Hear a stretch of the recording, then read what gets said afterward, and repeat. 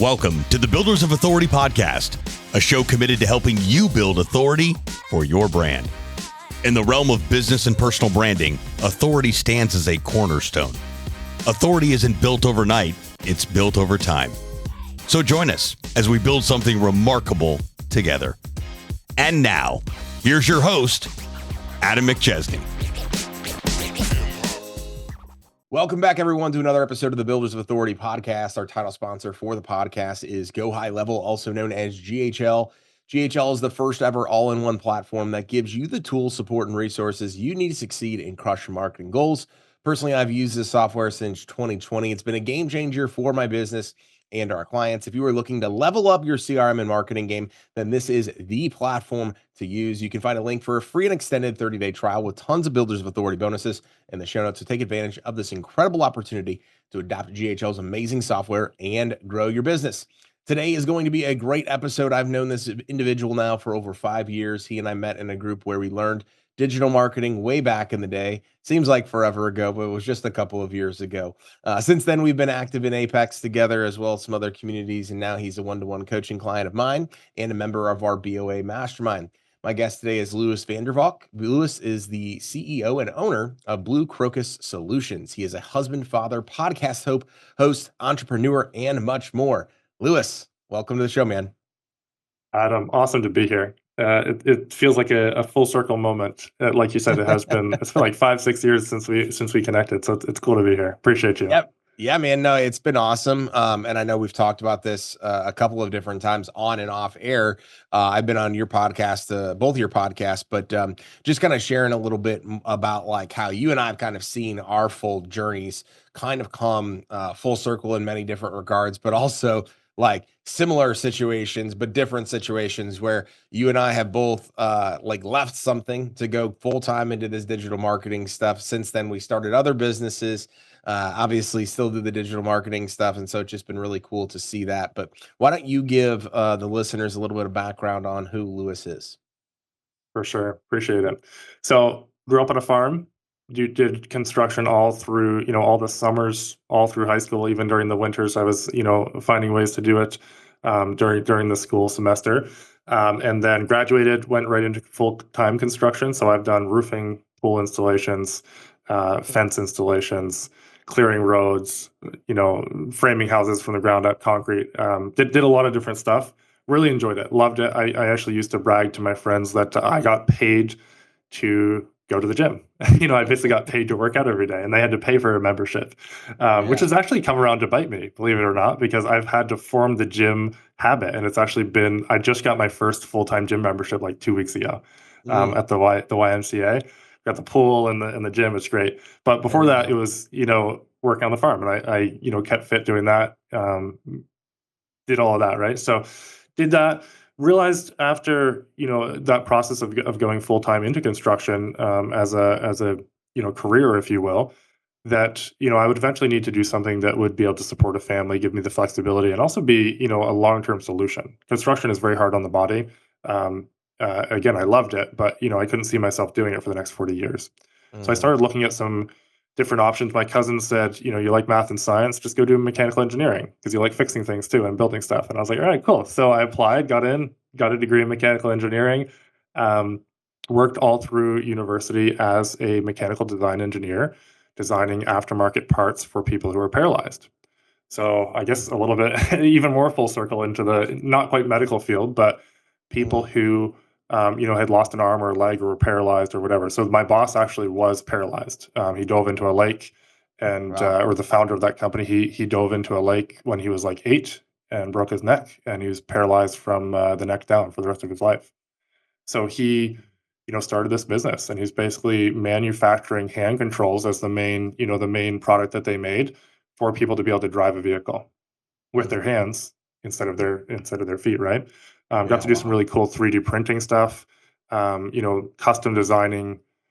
Basically, you've got the hand control, you've got to hold on to it somehow. So if you have no hand, like if you're an amputee, we had to design some cups that were like custom made to fit their stump. It was really, really fun, really gratifying work. I graduated in 2019, went full-time with them. And pretty quickly, again, I was like, man, this is awesome. But at that time we had just had our first son. We knew we wanted to have four. And I said, to have the flexibility and the income to feed, four hungry giants, I'm probably going to need to, get a side hustle. So I started looking. I looked at drop shipping. I looked at, a bunch of different stuff. Realized drop shipping wasn't for me. And I said, I just couldn't see myself pushing consumerism via ads, over and over. And so I started getting served all the ads that come with, putting in those sorts of searches into the internet, and came across, the mastermind that you and I would ultimately jump into, and started building sites, ranking them, getting leads, renting them out to contractors. Ended up getting let go from so I started doing part time August 1st of 2019, in my free time basically, and then got let go from my mechanical engineering job like a month later. What happened was, as I jumped into the entrepreneurial world, I started getting exposed to all these people who have vision that's like way bigger than anything I'd ever had before, right? I started reading, I think the first book I read was Tim Ferriss's 4 Hour Work Week. I was like, this is insane. Yeah. I still haven't finished the book. But I got to the point where he's like talking about, if you know you want to do something, just go for it. Yep. Make the call. And I was like, well, I need to be making more at my engineering job. Like I've been working there for 4 or 5 years. I'm making less than my friends from university who are graduating with zero experience and going right into a job, 10, 15, 20K per year more than me. So I said, all right, I'm going to go for it. I've had this gut, need for a while. So I'm just going to go ask. So I did. I went and asked. I said, this is what, you've always said. I told my boss, I said, you've always said, if we need to negotiate anything, I'm going to come to you first. I have nothing lined up. I'm just telling you, this is what I really need to be making. I'm seeing my friends do this, and, we've got a kid now. We're going to have another one on the way soon. We're going to eventually have 4. I need to be, making an income that supports that. That was Tuesday afternoon. And on Thursday, he said, come back to me Thursday. We'll have a decision. On Thursday, I went back, and long story short, he was like, pack up your stuff. You're done tomorrow. I was like, okay. And that was so So shocking. was that so? And maybe I don't want to steal your thunder, but so like, was Yeah. that him basically saying like, "Hey, um, because you asked," or was there like some other like thing? Like, was He was that just like, we can't afford you right now. okay? Basically was the big thing. Mhm. And because you've asked, obviously you're going to be looking somewhere else. So Yeah. he was about to have a kid. He was about to have a kid, and he's like, I can't process this right now. So, Yeah. you're done. Uh, Looking back, so like at the time it was a gut punch. Everyone I tell is like, man, that's crazy. But I wonder still if I might still be there mm, if I hadn't been like pushed out of the yeah. nest. Yeah. Because it was like equal parts relief and panic when he said it. And I was like half-heartedly trying to convince him to, hey, can I work here for like 3 more months while I find another job? Like, can I finish up some of the projects I'm working on? Is that possible? And Yeah. he's like, no. No. See ya. Um, and so I was like, all right, well, I'm not going to push this because it's probably better. Maybe at the end of the 3 months he would have been convinced to let me stay, and then I would have been stuck. So I Mm, went out, and I actually went home. I had to tell Alyssa. She had like a 3-month-old. I was like, all right, your husband has no income. We have zero income right now. And so we went through that process, and I actually was like really excited because I dove super hard into Blue Crocus for like a month. Kind of, putting out some feelers for jobs, but I was like, I think I could probably make the income that I need by doing this yeah. like really hard for a month. And I almost got there, but I did end up getting a job for about another year with an automotive startup, and then went full time in Blue Crocus in July of 2020, and then it's just been sailing riding the waves from there. Yeah, that's awesome, man. So like I've heard bits and pieces, of that story. I didn't necessarily know I knew that you had left that job. I didn't know the whole backstory, which is super, Yeah, super yeah, interesting because it's kind of where I want to dive in before we kind of talk about the branding and what Crocus does and all that stuff. But I was talking with somebody the other day that was like, Adam, it was actually a 21-year-old I had on my podcast that was like, hey, I don't know if this was off air. He's like, I don't know if I want to go work for somebody after college or I want to like go into basically content creation or running my own business because he's getting paid, more than I did right out of college just from like sponsorships and affiliate stuff and things like that. And I basically like kind of told him, I said, like, hey, it's very hard, in my opinion, to once you go get a job to like leave that security, right? And so I said a lot of people, right, end up going into entrepreneurship because sometimes they are fired or let go or whatever a situation might be, like where they're just like, hey, sorry, we can't, whatever reason, you need to be out. The other aspect is like they just can't go find a job, right? So like we know a lot of people that like have gone to prison and then there's like couldn't get a job, right? So like they Yeah. have some like upbringing or challenge that they face where they literally just can't go do it. And then other people just create the environment and or they leave, right? So like that was more on my situation where I was like I did that, right? And so I would be interested to kind of know, like, and you kind of hinted at it, like maybe you wouldn't be where you're at if that hadn't happened. But like, what was the evolution like? Because I'm sure obviously you're sitting there, it's like exciting, but it's also the full range of emotions. Like, what was actually kind of going through your head there? Like when he said you're done. Yeah, just like say ya. Well, it was panic and relief. Probably a little bit more panic than relief, but there was Okay. definitely that relief. And I remember that distinctly. Like if I zoom back out, that moment just slowed down for me. I was like, he didn't just say that. Like, Yeah. that's crazy, right? But then at the same time, I was like, okay, this is kind of what I wanted anyway. I've been starting this other business, and like my Yeah. heart's definitely over there. Um, and so, from there, going back and telling Alyssa, kind of creating your game plan, letting her know, okay, I kind of on the 20-minute drive back home, I kind of had the plan, figured Yeah. out. Of The course. emotions were still there, and it was like, crap, this is happening. But at the same time, I was like, okay, I think I can figure it out. I do really well with my back against the wall. It's Mm, it's probably a survival instinct mm, from childhood, but I do perform the best when the essay is due in an hour, when my back's against the yeah. wall, when Yep. the presentation is going to be in 20 minutes, and we still got Mm, to wrap up a few things. One of my favorite things in engineering, in university, was competitions. So we would do engineering competitions, and we actually ended up. I got to go to the national level on a team. wow. And it was like I felt the most alive in that like 8 hours where you're given a problem and you have to present a solution and like some sort of a model at the end of the day. It's Yeah. just so fun to me.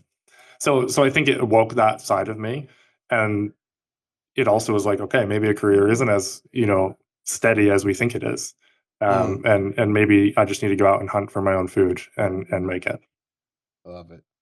So tell us a little bit, kind of what was that first like year in entrepreneurship full time? Blue Crocus.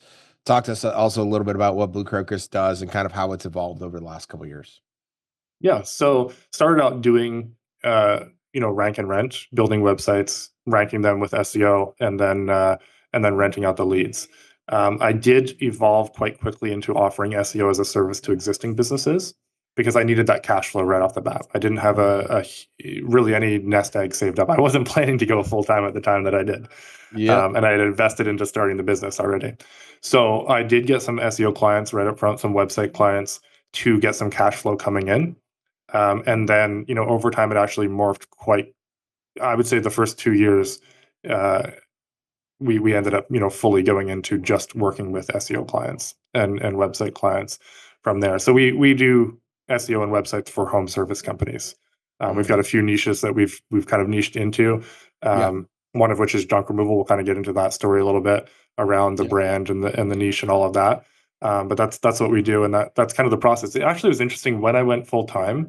My productivity and income actually dropped a bit for the first Mm, couple months because now I mm, had all this time, and I was like, okay, I've been working, going to work at 5:30, coming home and then working till 11 or so at night, and it's like the time that I had was so focused. Then when I was like, oh, I've got a full day, this is awesome. I can go do all these creative things, and then like the activities that have been making me money just stopped happening, and it was yeah. quite a wake up call actually. Man, the first month, I tell people this all the time. Like, so before I found Apex like late in August 2020. And at that point, I had just surpassed the first month of doing this full time. And I sold $0 in that month. But it was Yeah, crazy because I was like selling, it wasn't like anything crazy, but like I was, slinging a lead gen pre-ranked or a prepaid ranked deal, like all these different things, right? And then I have all this time, and it is like the analysis by paralysis thing. Whereas before it was like, I'm gonna work from like 4 to 7 a.m. and then like a couple hours after, and then I was building like a website a day, and it was just like yeah, crazy, right? yeah. But that's interesting. So you And talked that a was little and that bit. was before AI too. Yeah, exactly. So you talk a little bit about like niching down and things like that. Obviously, junk removal. Kind of talk to us about how you kind of got started in the junk removal space, and then kind of branding yourself and niching down versus being a generalist. Yeah. So niching is terrifying as an agency owner because you think that you're leaving stuff on the table. Yeah. Our first niche that we went drilled down into, I think, for the first couple of years was asphalt paving, asphalt services. So if you go back on my timeline, you'll still see cover photos related to that. But it was around that service, and I don't remember how we got into it specifically. But I just decided, it's a nice high ticket. I understood, the concept coming from concrete. Paving, of course, Yeah. is slightly different, but it's the same general concept of preparation and laying it and finishing it and, going on your way. So asphalt was our big one. And then junk removal happened because a local junk removal company came to us and said, I'd like you to do SEO or get me more leads or whatever, they said. That's the common terminology. Yeah. And so I quoted them out at $750 a month SEO. And he was just flabbergasted. He's like, "That's ridiculous. Like, no one's gonna pay that monthly." And I was like, okay." So our lowest package isn't even that right now. But Yeah. so I looked at Ryan, who was a friend of mine from university, who actually was like kind of partnering with me in the agency at that time. And I looked at him and I said, "I think we can start a junk removal company and dominate." And so we did. We took his pickup. We went out and bought a trailer. We got everything up and running, and within like the first 4 months, we were at like 15K per month in junk removal. And then we took it up to within the first year we were at 30K per month. Then the story goes on. About a year and a half after I ended up letting him take it, he left the agency and took the junk removal. I kept the agency and stayed with that. But there were months of like 70K, 100K per month in that. Crazy. And so junk removal became quite big through that because I was asking a lot of questions in the groups. I was, as I started learning stuff, I started giving back, and then people started, to see some, I guess, authority, if you will, being Yeah. built around junk removal. Okay, here's someone that's done it. Here's someone that's getting results. I started sharing that, and junk removal now is our biggest client base. Mm. That's all. And is the junk removal company still going? Like right now? It is, yeah. So Yeah. Ryan's still running the junk removal company. Yeah, That's awesome. Man, I tell people all the time is like, and even, and I'm sure you've seen this, but like when you do what we do, and whether it's me on the auto glass company side or you on the junk removal side, like it does transition even over into roofing or any home service or things like that. Cause it's just like we see things from a different lens because it's yeah, like crap, like having to go navigate, even though I've never like actually put on or repaired auto glass or anything like that, but I still like funded the company and still like hired the first few employees and invested in the technology and stuff. Like marketing becomes a much bigger aspect to those smaller companies. Wouldn't you yeah. agree? I would agree. And I think you have to weigh every decision that you make when it's your business Mhm. versus, oh, go do postcards. Oh, go do Facebook Yeah. ads. Go do Google ads. Yep. Because every decision, I mean, we looked at everything. We looked at radio ads when we were starting, um, and informed our own opinions about it based on, gathering information from people in the groups, et Mhm. cetera. And to your point, I think I went out on one or two jobs over the course of that because I was being a dad and an agency owner. Alyssa was cranking out babies, so I had to support her on that side. She was either Yeah. pregnant or have a newborn throughout the first Yeah. 5 years of starting the business, right? And so I made it very clear that was going to be my role was the marketer side of Yeah. the junk removal. But you look at everything completely differently when you're having to do it yourself. And I think this relates like we're creating some assets for marketing for Mhm. the junk removal groups right now. And Yeah. I look at it and I think this actually just clicked with me right now as we're talking. The reason I keep kicking it back to our team is like we can't be putting out fluff in our lead Mm. magnets. It has to be something that a business owner is actually going to take value from. Yeah. Because I've always known that as a concept, but Hormozy put it this way: he's like, nothing is ever free. People are taking their time to consume your product, so even if they didn't pay for it, they're still taking their time. But I think it Yep. takes it another level when we're just kind of chatting about it here right now. It's like if you started your business, you know that every piece of information you get is either a useless piece of fluff or it's something you can actually grab onto and implement. And those are the ones that people remember you for. Yeah, absolutely. So then how would you say, like, obviously, like, I think the biggest aspect is like starting that company helps build authority, but you mentioned in the junk removal space. You mentioned like, and I've seen it for years now of you being super active in the groups, you hopping on just calls with people like the whole gamut, creating a ton of YouTube content. What would Yeah. you say from like your point of view is some levers you've pulled that have helped you build that authority in the space? I would say podcasting is the number one. So I started the podcast.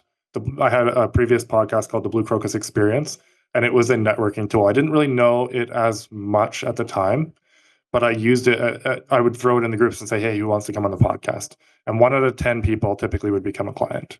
And then the authority being built, like 1 out of 10 guests would. And then Yeah. the authority being built from that, people became familiar with what we were doing, who I was, got to listen to my personality come through, and would eventually reach out. And Mhm. so podcasting is actually something that I kind of fell off a bit last year, actually. And then I've gone and started 3 new podcasts this year. So for different tools, and Addictive. becoming more like focused on what each one's doing. One's a hour-long format, one's a 10-minute format, and then there's another one that I'm starting that's kind of like a daily digital vlog. But having your face out there for people to get to know, like, and trust you is Mhm. is probably the biggest lever that I pulled as far as activity. The other Yep. one would have been, I always go back to this, The Go Giver by Bob Berg. Like, Yep. completely changed my agency and my life, really. Mhm. Because I was 2020, I was pretty commission breath when I jumped on calls with people. And Mhm. now, like, the concept that he lays out in there is like, how can you provide value, enough value that, not expecting anything in return? And it's crazy what happens when you do that. Some of our best clients are Absolutely. people that I gave, audits to, that I would help over Messenger, for a couple of years. And then they're like, all right, cool. We've been through a few agencies. Now it's time to give you a shot. Now we're ready to go. Yeah, I always Yeah. find it where it's so funny. Like somebody the other day was like, Adam, your free information on YouTube and inside of your free Facebook group is more valuable than what I've been paying this agency. And I'm like, thank you. But then like, why don't you sign up as a client? Like, come on, Yeah. Yeah. like and all those different things. So how would you say, like, right? So like you've been talking about like getting started, with some of those things to where you're at right now. What advice do you have to somebody that's like, hey, I'm struggling to create content. I don't necessarily know if I want to do it. Like, is it worth it, Lewis? Yes, it's worth it. It is absolutely worth it. I think I'll probably steal a line that I've heard from you or from Brad. But we all, Hormozy even said this, like, we all have 100 bad videos in us, and you have to Mhm. get them out. I was terrified when I was jumping on the first few podcasts. I would Yep. be sweating like crazy. I would be stumbling over my words. Um, I've learned a lot about speaking, or I've just, honed that muscle, I guess, from jumping on podcasts, and it's just reps after reps. But creating content is so valuable, and I think we all want that instant return. Yeah. But the crazy thing is when content pieces that you made 3 years ago are still producing Mm. leads. Like, there's a video I made. It was like a 30-minute video that I made breaking down how we started Integrity and grew it to 15K per month. I need to redo it because there's some more stuff that we've done since then. But that still brings in leads on YouTube, and there's so much value for people in seeing it, but then obviously for us as an agency, because they're just getting going, they see it, they get to a point where it makes sense to invest with us, and then they reach out, and then either Yeah. they become a client then, or we nurture them until they are. But is it worth creating content? Yes, it absolutely is. And try and create something that's evergreen. Content on social media is amazing, Yeah. but YouTube and blogs is something that, when we've doubled down on that, it's produced really, really cool results. Well, I think like what you said there, right, is massive because so many people do want that instant gratification. And I always tell people is you need to have both levers going. You need to have activities that can create, right? When you talk about like some of the social media stuff, like you want to have something that can create that instant return on investment. It may not Yeah, always do it, but you also want to have that long game because you mentioned like you have that video out there, right? You're going to go redo the video, but like if in addition to that one video, you didn't have a ton of other videos that were going out as of recent, people would be like, "Oh, I bet Lewis doesn't even do this anymore." Or like they would have yeah, to go dig to go find you, and then like that's not cool either. So it is about like what can we be doing to hit the low-hanging fruit, right? I'm not saying yeah. only play the long game, but if you're only playing the long game or only playing the short game, you are going to be massively disappointed, either short term or long term or both. Yeah, yeah. The long-term one's the hardest one. Short-term, again, I'm very much an action taker, especially when my back's against the wall. So that's never been too much of a problem for me. Yeah. But the long-term stuff is much harder to wrap my mind around. Absolutely. Creating assets out there, not necessarily, I mean, my mind gets it, but like actual habit, there's often friction to actually implementing it that just takes, all right, cool, I'm going to do this because it might help one person. That's typically what I have to tell myself. Absolutely. That's awesome. So what are you kind of heading into the rest of 2025? What are some things you're excited about, whether it's the business side of things, whether it's the content, like all that stuff? To kind of fill us in on that as we kind of finish up the episode here today. Yeah, I think it's, I just launched this last night actually, and I think it's probably what I'm most excited about and scared about. I'm doing a daily digital drop, and I'm going to go live on YouTube every day with some nugget. It'll probably be about 5 minutes. Yeah. But it'll kind of be that public accountability. I thought of doing a building in public process, but I think this fits better with my time and consistency ability to just have a 5-minute thing where I go on and I talk, and then we'll create assets off the back of those. So lead magnets and whatnot that will be collated in a Notion doc that people can download, and then they can get access to all of the stuff that I've done over the course of the year. So I'm excited about that because it's challenging, a little bit scary, and it hits the checkbox of providing value for people consistently. Yeah, that's awesome, man. Well, I'm super excited. I know I've seen some of the stuff that you've been doing, and I know kind of like some of the stuff you're working on, man. So I'm super excited to follow you, not just throughout the rest of this year, but heading into just the future. I'm grateful for our friendship, grateful for everything you do for me and my community. Where can people stay connected with you online? Where are some places that they can follow along with the Lewis journey? For sure. I'll just say before I get into the how to find Lewis, it's been really cool watching your journey. You've been someone I've looked up to all through the agency space. Prior to 2020, I would have been like, oh crap, there's Adam again in the same groups I'm in. And then I was like, okay, cool. There's enough work here for all of us. Let's figure out what he's doing that's working. Yeah. We've hopped on a few calls, through the years. You've been on my podcast and whatnot. And now being in your coaching program, it's actually really cool seeing. That's why I jumped in. I was like, I've been looking from the outside and gleaning as much as I could from that.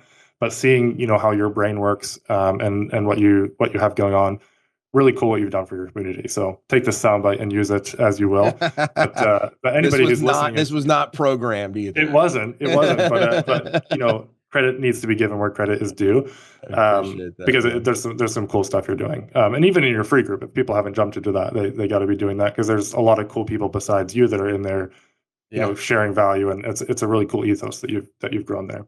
But where you can find me, pretty much anywhere on the internet, I'm Lewis Vandervalk. Just search my name. It'll be my website, our agency website, my Facebook page, Instagram, YouTube. I'm pretty much everywhere. I'm not very much on Twitter or LinkedIn. I do have profiles there, but if you message me, it might be a couple weeks to a month before I see the message come in there. That's awesome, man. Well, thanks so much for coming on, man. I know you're super busy. Grateful that we had this time, and super excited to listen to this episode back. I know people are definitely going to grab some bits and nuggets from this. So, Lewis, thank you so much, man. Appreciate you as always. Thanks for having me, man.